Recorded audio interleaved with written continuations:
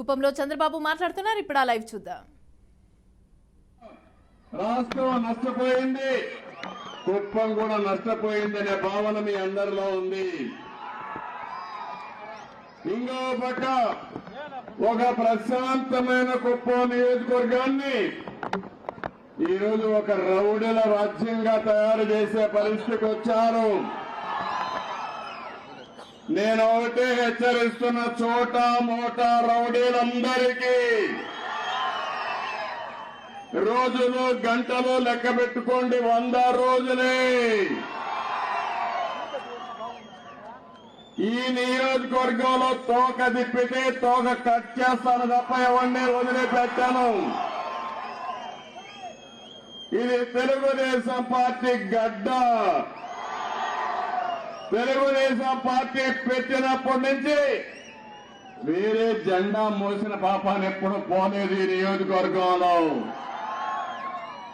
ఇంకో పక్క నేను ఒకటే హామీ ఇస్తున్నా, నేను రాకమునుపు కుప్పం, వచ్చిన తర్వాత కుప్పం ఒకసారి మీరే కంపేర్ చేసుకోండి.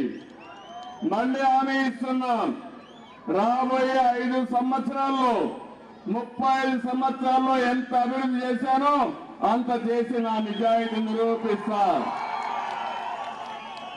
ప్రతి ఒక్కరి ఆదాయం వేస్తా. మా చిన్న పిల్లలను చూస్తున్నా, టీనేజ్ బాయ్స్ చూస్తున్నా, గర్ల్స్ చూస్తున్నా, యువతను చూస్తున్నా. చిన్న పిల్లలు తల్లిదండ్రుల భుజాల పైనెక్కి చంద్రన్న నువ్వే మాకు అండ, నువ్వే మా భవిష్యత్తుని పిల్లలందరూ చెప్తున్నారంటే నా బాధ్యత పెరిగింది. ఒకటే హామీ ఇస్తున్నా, రాష్ట్రాన్ని కాపాడుకుందాం. మళ్ళీ ఈ రాష్ట్ర ప్రజానీకాన్ని అభివృద్ధి చేసే బాధ్యత, మళ్ళీ ముందుకు తీసుకుపోయే బాధ్యత తెలుగుదేశం పార్టీ తీసుకుంటామని చెప్పి కూడా నేను మీకు తెలియజేస్తున్నాను. మొన్నే సూపర్ 6 ఇచ్చాం. భవిష్యత్తు గ్యారంటీ, బాబు షూరిటీ. చూశారు వాడిని, ఇదే స్లోగానే ప్రతి ఒక్క కుర్రవాడిని, పిల్లవాడిని ఎవరిని చూసినా ఇదే. ఆ పిల్లల కోసమే నేను కష్టపడుతున్నా. ఆ పిల్లల కోసమే కాదు, ఇంకా పుట్టబోయే పిల్లల కోసం కూడా నేను కష్టపడుతున్నా. అయితే మనందరం ఒకే ఒక విషయం కుప్పంలో ఆలోచించుకోవాలి. కుప్పం నియోజకవర్గం ఒక ఆదర్శ నియోజకవర్గంగా తయారు చేసే బాధ్యత నాది. కుప్పం టౌన్ కు ఒకటే హామీ ఇస్తున్నా, ఈ కుప్పం టౌన్ ని మొత్తం ఔటర్ రింగ్ రోడ్డే కాకుండా లోపల రోడ్లు కూడా, ఇన్ఫ్రాస్ట్రక్చర్ కూడా బ్రహ్మాండంగా అభివృద్ధి చేసి నెంబర్ 1 టౌన్ గా తయారు చేసే బాధ్యత నాది. ఒక మోడల్ టౌన్ గా ఇళ్లు లేని వాళ్ళందరికీ ఇళ్లు కట్టిస్తాను. అన్ని ప్రాంతాల్లో ఏవైతే మురుక్కాలు ఉన్నాయో డ్రైనేజీ వ్యవస్థ పూర్తి చేస్తాం, మంచినీళ్ళు ఇస్తాం. అది కాకుండా ఒక ఎకనామిక్ యాక్టివిటీకి ఒక హబ్గా తయారు చేసే బాధ్యత, కుప్పాన్ని తయారు చేసే బాధ్యత నాదని చెప్పి మీ అందరికీ తెలియజేస్తున్నా. అందుకని నేను ఒక ప్రణాళిక తయారు చేస్తున్నా. ఇంకా ఏ విధంగా కాలేజీలు రావాలి, ఒక ఎడ్యుకేషన్ హబ్ గా కుప్పాన్ని ఎటు తయారు చేయాలి, మన నియోజకవర్గంలోనే కాకుండా బయట వాళ్ళు కూడా చదువు కోసం ఈ కుప్పానికి వచ్చే పరిస్థితి తీసుకొస్తాను. ఇదే కాదు, ఒక హార్టికల్చర్ హబ్ గా కుప్పాన్ని తయారు చేస్తాం. కొంతమంది మంత్రులు ఉన్నారు, ఇక్కడ వస్తా ఉంటారు, ఇక్కడికి మన మీద ప్రేమ కాదు. కుప్పానికి వచ్చేది కప్పం కట్టించుకోవడానికి వస్తున్నారు, లెక్కల కోసం వస్తున్నారు, చిల్లర కోసం. గ్రనైట్ చూశారు, భగవంతుడు మనకిచ్చిన మంచి గ్రనైట్ ఉంది. గజ దొంగలు కూడా ఉన్నారు.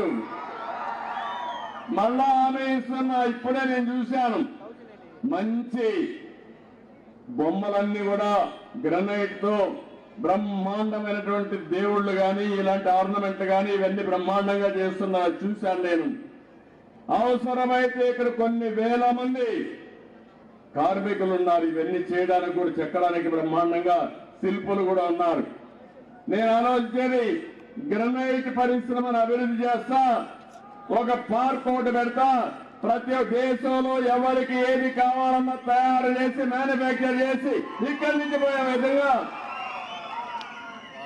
బ్రహ్మాండమైన ఆర్నమెంట్లు కానీ లేకపోతే ఒక హిస్టారికల్ గా ఉండేటి కానీ దేవాలయాల్లో పెట్టేటి కానీ ఇవన్నీ తయారు చేయడానికి కుప్పాన్ని కేంద్రంగా తయారు చేసి ఎక్కడా లేని, ఎందుకంటే గ్రనైట్ ఉంది, అవి తయారు చేసి శిల్పులు ఉన్నారు. కావాల్సింది మంచి ప్లేస్ ఇచ్చి నీళ్లు కరెంటు ఇస్తే కొన్ని వేల మందికి ఉపాధి వస్తుంది, ఎకనామిక్ యాక్టివిటీ వస్తుందని చెప్పి తెలియజేసుకుంటూ మరొకసారి మీ అందరికీ ఒకటి హామీ ఇస్తున్నాను. 35 ఏళ్ళు నన్ను ఆదరించారు, మళ్ళీ 5 ఏళ్ళు నాకు ఓటైపోతున్నారు. నేను ఒకటి అడుగుతున్నా మిమ్మల్ని, 1,00,000 మెజారిటీ లక్ష్యంగా ముందుకు పోతామని మీరందరూ కూడా ప్రచారం చేశారు. రాష్ట్రంలో కుప్పం సత్తా ఏంటో నిరూపిద్దాం. 1,00,000 మెజారిటీ సాధ్యమా అని మిమ్మల్ని అడుగుతున్నా. గట్టిగా చెప్పండి, కూడా చెప్పండి సాధ్యమని. మీరు ఆ పని చేయండి, నా పని నేను చేస్తా, నా నిజాయితీ నిరూపించుకుంటా. అందరినీ నీళ్లు తేవడమే కాదు, మన బస్సులుంటే డొక్కు బస్సులు మనకిచ్చి మన బస్సులు పొంగునూరుకి వెళ్ళిపోయినాయి. అంటే మనం చేతగానోళ్ళు అనుకుంటున్నారు. నేను కూడా ఇదే మాదిరిగా అనుకోవాలంటే పొంగునూరులో ఒక బస్సు ఉండేది, ఆ బుద్ధి లేని వ్యక్తులు ఆలోచించుకోవాలి. పులివెందుల్లో ఒక బస్సు ఉండేది తమ్ముళ్ళు మిమ్మల్ని అడుగుతున్నా. కానీ నేను కొత్త బస్సులు తెచ్చాను కదా, దొంగల మారిగా అక్కడుండే బస్సులు ఇక్కడ తీసుకురాలా. అదే వాళ్ళకు మనకు తేడా. అందుకే నేను మిమ్మల్ని కోరుతున్నా, అందరూ కూడా ఇంటింటికి ఒకరు తయారు కావాలి. నా కోసరం కాదు, ఈ రాష్ట్రం కోసరం, ఈ కుప్పాని కోసరం, మీకోసరం, మీ పిల్లల కోసరం, ఈ పిల్లల భవిష్యత్తు కోసరం ప్రతి ఒక్కరూ ఇంటికి ఒకరు తయారు కావాలి. భయపడక్కర్లేదు. తెలుగుదేశం పార్టీ జెండా పట్టుకోండి. ఒకవేళ జెండాకు అడ్డం వస్తే కర్ర కూడా ఉంటుంది. బడిత పూజ చేద్దాం. పిచ్చిగా మనం ఎవరి జోలికి పోం, మనం ఎవరిని ఇచ్చేయం. మన జోలికి వస్తే మాత్రం వదిలిపెట్టే సమస్యలే తమ్ముళ్ళు. ఆ విషయం మీరు గుర్తుపెట్టుకోండి. మిమ్మల్ని కాపాడుకుంటా పోలీసులు ఏం చేయలేదు, ఇంక అయిపోయింది వాళ్ళ పని కూడా. రోజులు దగ్గర పడ్డాయి కాబట్టి వాళ్ళు కూడా ఇంకేం చేయరు. వాళ్ళు కూడా మీతో వచ్చి దగ్గరికి వచ్చి నేనేం చేయలేదు, నా విషయం కూడా ఒకసారి సార్కి చెప్పమని చెప్తారు రేపటి నుంచి. కాబట్టి అదేం బాధ లేదు. అందరూ అప్పుడే లైన్ కట్టారు, క్యూ కట్టేశారు. అందరికి అర్థమైపోయింది ఇది పోయే ప్రభుత్వం, రాబోయేది మనమేనని అందరికి అర్థమైపోయింది. నిన్న కుప్పానికి వచ్చినప్పుడు చూసిన తర్వాత ఇప్పుడు ఇక్కడ అనుకోండి, మీటింగ్ పెట్టుంటే ఎక్కడికో వెళ్ళిపోయేది. కానీ అన్ని మండలాల్లో పెట్టాం కాబట్టి ఇక్కడ ఊరికి అన్నా క్యాంటీన్కి వద్దామంటే ఎంతమంది వచ్చారంటే, మీటింగ్ పెడితే ఎంతమంది వస్తారు తమ్ముళ్ళు అని అడుగుతున్నా. ఎప్పుడు కూడా అరాచకాలు చేయడానికి కూడా కొంత పద్ధతి ఉంటుంది. ఆ పద్ధతి తప్పారు. ఈ రాష్ట్రాన్ని భ్రష్టు పట్టించారు, బ్రాండ్ దెబ్బతీశారు. ఇలాంటి వ్యక్తులు రాజకీయాలకు ఉండవలసిన అర్హత ఉండే వ్యక్తి కాదు. దౌర్భాగ్యం, నేను పెద్ద పెద్ద వాళ్ళతో పోరాడాను. ఎలాంటి వాళ్ళు?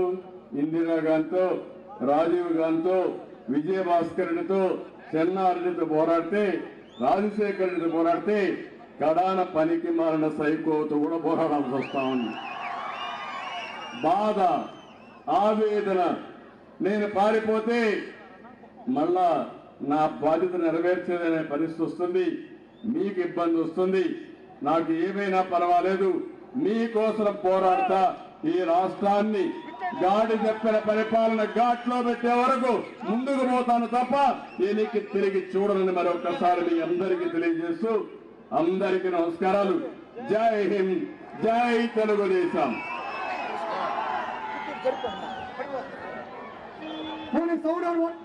ముందుకెళ్ళి సౌండ్